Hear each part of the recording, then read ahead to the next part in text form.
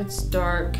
Today I would like to discuss with you some libraries that I have loved. My very first library was only a bike ride away from my house, and it was there that I got my summer reading cards stamped, and I checked out Babysitter's Club books, and occasionally I got a molasses cookie from the bakery next door. My second library was at my grade school.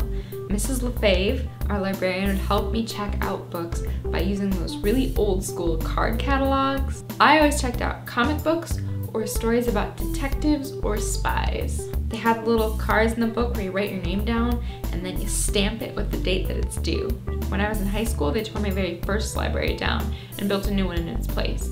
I spent a lot of time in that library completing practice tests for my AP Calculus exam and putting holds on their entire catalog of F. Scott Fitzgerald novels, Kurt Cobain biographies, and fashion magazines. Then I went off to college where I hung out in the Raynor and Memorial libraries at Marquette University, but I was much more dedicated to scrolling through online journals than browsing these here stacks. It was in the Memorial Library at Marquette where I pulled my very first all-nighter writing my very last essay for college ever. I procrastinated on procrastinating. So down the street from Marquette was the Milwaukee Public Library, and it was grand and ornate and super old, like a library should be. On my bike ride home from my internship, every Wednesday I would stop and pick up a new book, and they always had the next thing on my to-read list waiting on the hold shelf for me. And not too far from where I live now, they just opened a brand new library, and it looks like the inside of an iPad. They've got all these cool collaborative spaces and all this new software and green screens.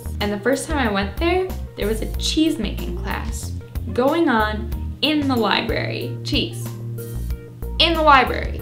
So I think I probably peaked. So these are the libraries I have loved. Tell me about your favorite library down in the comments. Bonus question, what's the next book I should add to my to-read list? And of course, if you like this video, you should consider subscribing so that we can hang out and be friends.